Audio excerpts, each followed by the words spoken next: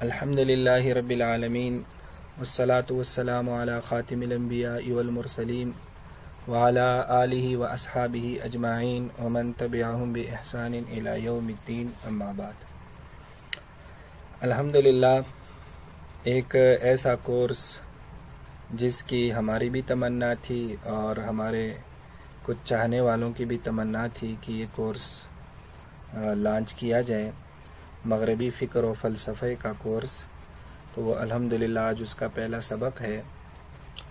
تو اس کورس میں ہم کوشش کریں گے کہ یہ جو جدید تہذیب ہے، جو جدید فلسفہ ہے، جو جدید فکر ہے، اس کا ایک مختصر سا اور آسان سا تعارف آپ کے سامنے پیش کریں، اور پھر اسی کے اندر ہم یہ پڑھیں گے کہ امت مسلمہ کا اس غالب فکر و فلسفہ کے حوالے سے کیا رویہ ہے، کیا نقطہ نظر ہے اور کیا نقطہ نظر ہونا چاہیے۔ تو انشاءاللہ اس کورس میں یہ چیزیں آپ کو پڑھائیں گے۔ تو گویا کہ یہ کورس ہم کوئی فلسفیانہ کورس نہیں ہے، یہ کوئی فلسفے کی کلاس نہیں ہوگی۔ اس میں فلسفہ تو آئے گا، لیکن زیادہ تر اس میں ہم اس فلسفے کا اسلام کی روشنی میں ایک جائزہ لیں گے کہ جو مغربی فلسفہ ہے، اس کی جتنی بھی شاخیں ہیں، اس کے بھی جتنے بھی مکاتب فکر ہیں، اس کا اسلام کے ساتھ کیا یعنی موازنہ بنتا ہے، کیا ان دونوں میں موافقت ہو سکتی ہے، نہیں ہو سکتی، اور اسلامی نقطہ نظر کیا ہے۔ تو بنیادی ہمارا جو فوکس ہے وہ اس پر ہوگا، اس لیے آپ لوگ بھی اس کورس کو اسی حساب سے دیکھیں گے۔ آج جو پہلا سبق ہے، کیونکہ مغربی فکر و فلسفے کا سبق ہے، تو اس لیے سب سے پہلے فلسفہ کیا ہے اور اس کی بنیادی شاخیں کیا ہیں، کیونکہ یہ لفظ بار بار آئے گا، تو اس لیے اس کو تھوڑا سا سمجھنا جو ہے نا یہ ضروری ہے۔ فلسفہ کی جو تعریف ہے وہ کیا ہے؟ تو فلسفہ بنیادی طور پر دو لفظوں سے بنا ہے، فیلوسوفی۔ تو فیلو کا مطلب ہوتا ہے کہ یعنی ان دونوں لفظوں کا مطلب ہوتا ہے کہ حکمت سے محبت، حکمت سے، علم سے محبت۔ فیلاسوف جس کو عربی میں کہتے ہیں، تو فیلا اور صوف یہ عربی کا یعنی یوں یہ عربی سے بنا ہے، تو انگلش میں بھی پھر اسی طرح یہ کسی اور زبان سے آیا ہے۔ تو گویا کہ فلسفے کا اصل لفظ جو ایجاد ہوا وہ اس شخص کے لیے ایجاد ہوا جو حکمت اور علم سے محبت کرتا ہے۔ اور اس اصطلاح کے بارے میں کہا جاتا ہے کہ سب سے پہلے جو ایک قدیم یونانی فلسفی گزرا ہے فیثاغورس، اس نے اس لفظ کو استعمال کیا، اور اس نے استعمال اس لیے کیا کہ اس کے ذہن میں اپنے لیے عالم یا کوئی اور اس طرح کا لفظ استعمال کرنا یہ بڑائی ہے، تکبر ہے، تو اس لیے اس نے اپنے لیے یہ لفظ چنا کہ میں تو علم اور حکمت سے محبت کرنے والا ہوں۔ یہ تو ہے لفظ فلسفہ کی جو ایک لغوی تحقیق ہے۔ اس کے بعد ہم آتے ہیں کہ فلسفہ کی تعریف کیا ہے۔ تو اگر آپ فلسفہ کی کوئی بھی کتاب اٹھائیں اور آپ اس کی تعریفات دیکھیں تو خود آپ کا سر چکرا جائے گا کہ فلسفہ کی کیا تعریف ہے۔ تو اس کی کوئی ایک تعریف نہیں ہے، بلکہ ہم اس کا مفہوم بیان کر سکتے ہیں، جو اس کی ایک لگی بندی جو منطقی تعریف ہوتی ہے، ہم نے اس سے صرف نظر کیا ہے، اس لیے کہ وہ بہت اس میں تنوع ہے، بہت اختلاف ہے، چونکہ ہم فلسفہ نہیں پڑھ رہے ہیں، اس لیے ہم صرف اس کے مفہوم پر اکتفا کریں گے۔ تو فلسفہ اصل کیا ہے؟ کسی بھی چیز سے متعلق جو کچھ بنیادی سوالات اٹھتے ہیں اس کا عقلی جواب ہوتا ہے۔ مثلا مذہب ہے، مذہب سے متعلق اگر کچھ بنیادی سوالات ہوتے ہیں تو ہم کہیں گے یہ فلسفہ مذہب ہے۔ ایک مثال دیتا ہوں، نماز ہے، بھائی نماز ہم اس طرح کیوں پڑھتے ہیں، نماز اس طرح کیوں نہیں پڑھتے، نماز کی اتنی رکعتیں کیوں ہیں، یہ اوقات کیوں ہیں، نماز میں کوئی فائدہ ہے یا نہیں، شرعی فائدہ ہے، دنیاوی فائدہ ہے، یہ کچھ سوالات اٹھیں گے مثلا نماز سے متعلق. تو اگر ہم ان سوالات پر غور کریں گے تو ہم کہیں گے یہ فلسفہ صلاۃ ہے. اسی طرح اگر وہ تاریخ ہے تو فلسفہ تاریخ ہے، اخلاق ہو تو فلسفہ اخلاق ہے، وجود ہو کسی بھی کوئی وجود کیا ہے، کسی چیز کا وجود کسے کہتے ہیں تو یہ فلسفہ وجود ہے. تو خلاصہ کیا نکلا کہ فلسفہ کسی بھی چیز سے متعلق کوئی بھی سوال اٹھتا ہے، اس سوال کا آپ اسی پیراڈائم میں اسی عقلی ایک انداز سے جب جواب دیتے ہیں تو فلسفہ بن جاتا ہے. ہم اس کو ذرا ایک اور انداز سے لیتے ہیں. مثال آپ کو دیتا ہوں کہ پانی ہے. اب اگر اس پر سائنسی تحقیق کرے کہ پانی کن اجزاء سے بنا ہے تو آکسیجن اور ہائیڈروجن سے بنا ہے، لیکن اس پر تحقیق کرنا کہ یہ جو آکسیجن اور ہائیڈروجن ایک مناسب مقدار میں مل کر اس سے ایک پانی بنتا ہے، یہ کس سسٹم اور کن قوانین کی وجہ سے. اب یہ پھر بات سائنس سے فلسفے میں آ جائے گی. ہم اس کو کہیں گے پانی کا فلسفہ کیا ہے، پانی کا سائنسی فلسفہ کیا ہے. یا مثلا آپ ہسٹری پڑھتے ہیں، تاریخ پڑھتے ہیں، آپ بیان کرتے ہیں کہ قوم تھی وہ عروج میں تھی پھر وہ زوال میں آ گئی، ایک آپ نے تاریخ بیان کر دی. لیکن اگر آپ اس سے کچھ قوانین اخذ کریں، کچھ سوالات اخذ کریں جو ان کے عروج کا سبب بنا، جو ان کے زوال کا سبب بنا، یہ پھر فلسفہ ہو جائے گا. تو فلسفی بھی کیا کرتا ہے، وہ ہر چیز کی کھوج میں حقیقت میں لگا ہوتا ہے. اس لیے جو افلاطون نے اس کی تعریف کی ہے کہ فلسفہ تلاش حقیقت کا نام ہے، کسی بھی چیز کی حقیقت تک پہنچنا. ظاہر سوالات اسی لیے ہوتے ہیں کہ اس کی حقیقت کو واضح کیا جائے. اس لیے اس کی اگر ہم مختصر الفاظ میں ایک تعریف کریں تو جو میں نے ہائی لائٹ کیا ہے کہ کسی بھی موضوع کی حقیقت اور اس کی تہ تک پہنچنے کے لیے جو عقلی جد و جہد ہوتی ہے وہ فلسفہ کہا جاتا ہے. کسی بھی موضوع کی حقیقت اور اس کی تہ تک پہنچنے کے لیے جو عقلی جد و جہد ہوتی ہے. کہ فلسفے میں بنیادی چیز کیا ہوتی ہے، عقلی جد و جہد، وہ عقلی سرگرمی ہے. فلسفہ ایک عقلی سرگرمی ہے تو وہ پھر فلسفہ کہلاتا ہے. پھر چاہے وہ فلسفہ مذہب ہو، چاہے وہ فلسفہ تاریخ ہو، چاہے وہ فلسفہ خدا ہو، چاہے وہ فلسفہ انسان ہو، چاہے وہ کوئی بھی فلسفہ. اس لیے لفظ آپ کو مجرد بھی ملے گا فلسفہ اور اضافت کے ساتھ بھی ملے گا کہ فلسفہ تاریخ، فلسفہ اخلاق. تو مثلا فلسفہ اخلاق آپ کے سامنے لفظ آ گیا تو آپ سمجھیں گے کہ اس میں اخلاقیات سے متعلق جو کچھ سوالات ہیں اس کا جواب اس میں ہے، یا اخلاقیات کی حقیقت اور اس کی تہ تک عقلی جد و جہد کے ذریعے اس میں پہنچا گیا ہے. تو یہ اس کا کیا ہے، یہ فلسفہ ہے. تو اس لیے ہم فلسفے کی تعریفات میں نہیں گئے، ورنہ تو میں اس کی تعریفات بک سے نقل بھی کر سکتا تھا، 7 8 10 12 تعریفات آپ کے سامنے رکھ دیتا، تو اس میں زیادہ فائدہ نہیں تھا.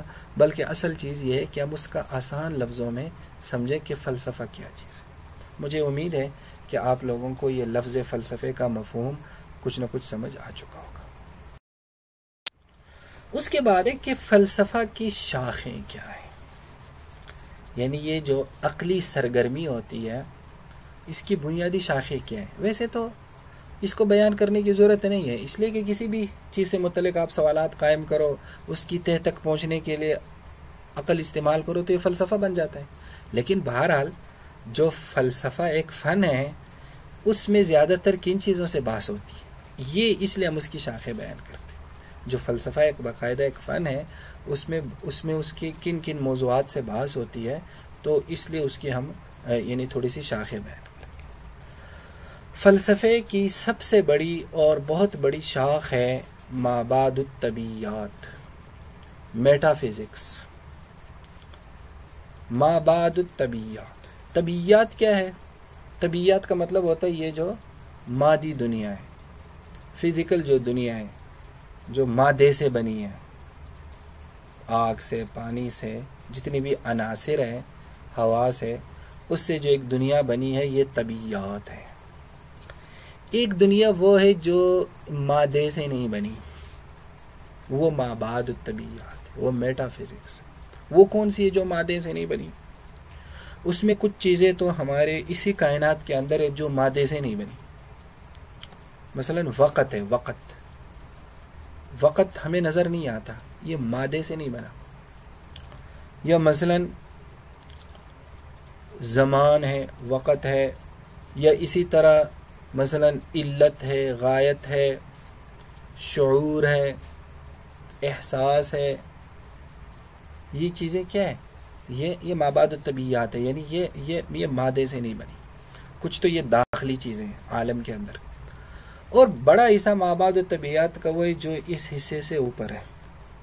مثلا الہیات ہے، الہیات بھئی خدا ہے نہیں ہے، اس کائنات کو بنانے والا کیا ہے، کونیات ہے، وجودیت ہے، یہ ساری چیزیں ایسی ہیں جو اس طبعی دنیا سے آگے کی چیزیں ہیں۔ مثلا ہم اس پر بحث کریں کہ اسی طرح ممکنات ہے، یہ جو مفاہیم ہے کہ کوئی چیز ممکن ہے تو ممکن کا کیا مطلب ہوتا ہے، وجود کا کیا مطلب ہوتا ہے، کون کا کیا مطلب ہوتا ہے، تو یہ ساری چیزیں کیا ہیں؟ یہ مابعد الطبیعات ہے۔ فلسفے کا ایک بڑا فلسفے کی ایک بڑی شاخ یہ ہے جس میں اس طرح مابعد الطبیعات سے بحث ہوتی ہے، میٹا فزکس۔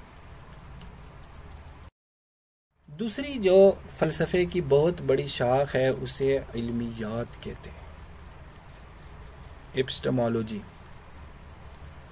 علمیات کا مطلب ہے کہ جو علم سے متعلق جتنے بھی مباحث ہیں۔ علم کیا ہے؟ علم کہتے ہیں کسے؟ یہ سوال۔ پھر یہ کہ علم حاصل کیسے ہوتا ہے؟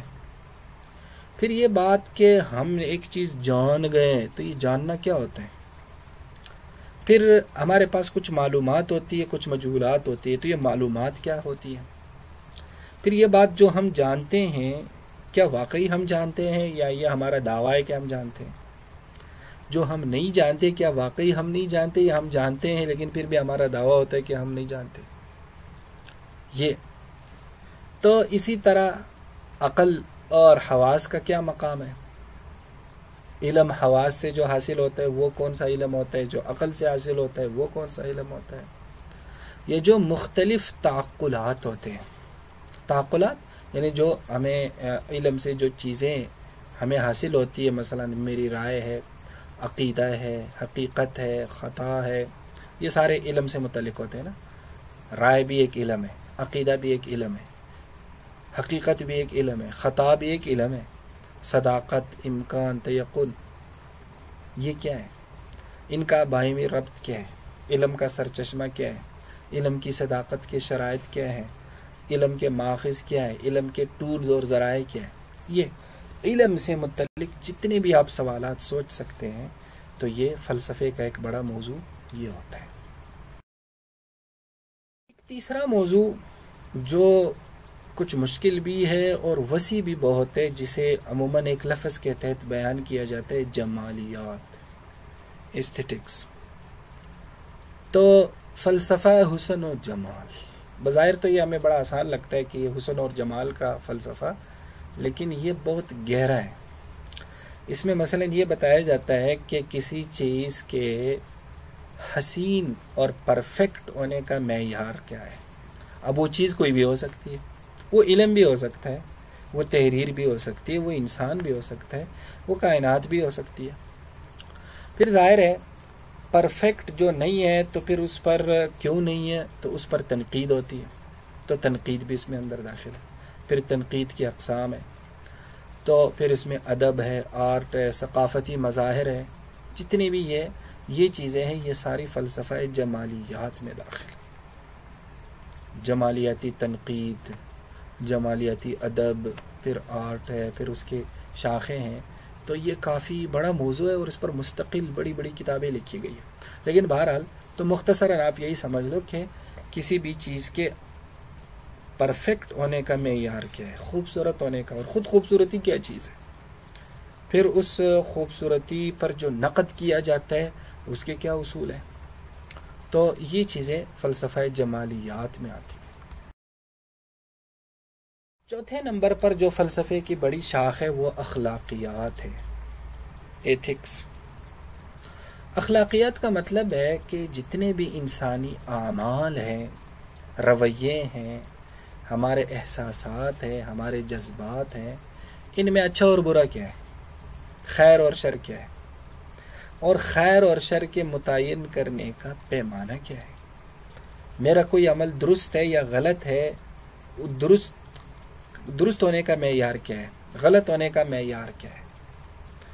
ہم کہتے ہیں یہ اعلیٰ قدریں ہیں، یہ بڑی خسیس قدریں ہیں، ارذل قدریں ہیں، تو یہ اقدار کا پیمانہ کیا ہے، یہ اخلاقیات یعنی فلسفہ خیر اور شر، انسانی اعمال کے اچھے اور برے ہونے کا معیار۔ تو یہ اخلاقیات بھی بہت بڑا موضوع ہے فلسفے۔ اور پانچواں موضوع فلسفے کا ہے منطق، لاجک۔ منطق آپ جانتے ہیں کہ منطق سے مراد ہے وہ عقلی طریقہ استدلال جس کے ذریعے ہم علم تک پہنچتے ہیں، ہم اپنا مدعا ثابت کرتے ہیں۔ ہم جو علم کی دنیا میں دعوے کرتے ہیں، اس دعوے کو ہم کچھ دلائل سے مزین کرتے ہیں، کچھ دلائل سے ثابت کرتے ہیں۔ وہ دلائل ہم کس بنیاد پر ڈیزائن کرتے ہیں؟ لاجک کی بنیاد پر۔ تو لاجک ہمیں یہ بتاتا ہے کہ آپ نے بات کرنی کیسی ہے، بات بنانی کیسی ہے، بات کو ثابت کیسے کرنا ہے، پھر اس ثابت کرنے کے لیے آپ نے دلائل کس انداز سے ترتیب دینے، پھر اگر کوئی دلیل غلط ہے تو اس کو آپ نے توڑنا کیسا ہے۔ یہ ساری چیزیں کس میں آتا ہے؟ تو خلاصہ یہ ہے کہ معلوم سے نامعلوم اور ثابت سے غیر ثابت کی طرف جو عقلی ایک طریقہ استدلال ہوتا ہے اسے منطق کہتے ہیں، لاجک۔ تو فلسفے میں یہ بھی ہوتا ہے۔ تو یہ بنیادی چیزیں آپ کو بتائی جو فلسفے کی شاخیں ہیں، یعنی فلسفے کی شاخیں کا مطلب ہے جو ہمیں فلسفے کی کتابیں ملتی ہیں، جو ہمیں فلاسفہ ہمیں نظر آتے ہیں، وہ عموماً ان چیزوں پر بحث کرتے ہیں۔ کچھ فلاسفہ ایسے ہوں گے جو میٹا فزکس پر بحث کر رہے ہوں گے، مابعد طبیعیات پر۔ کچھ فلاسفہ ایسے ہوں گے جنہوں نے موضوع بنایا ہوگا فلسفہ اخلاقیات کو۔ کچھ فلاسفہ ایسے ہوں گے جنہوں نے علمیات کو موضوع بنایا ہوگا۔ کچھ ایسے ہوں گے جنہوں نے منطق کو موضوع بنایا۔ تو فلسفے کی جتنی بھی کتابیں ہیں، یہ جتنے بھی فلسفی ہیں، ان کے مباحث دراصل ان 4-5 دائروں میں تقسیم ہے، اور وہ انہی 4-5 دائروں سے متعلق کوئی سوال ہو اس کی حقیقت تک پہنچنے کے لیے، اور اس سے متعلق جتنے بھی سوالات ہیں اس کو عقلی طور پر متعین کرتے ہیں، تو یوں ایک فلسفہ بن جاتا ہے۔ تو یہ ہے فلسفہ اور اس کی شاخیں ہیں۔ تو یہ ایک مقدمے کے طور پر ہمارا سبق تھا، چونکہ آگے بار بار فلسفے کا لفظ آئے گا، تو اس لیے تاکہ اس کو ہم سمجھ لیں۔ وآخر دعوانا ان الحمد للہ رب العالمین۔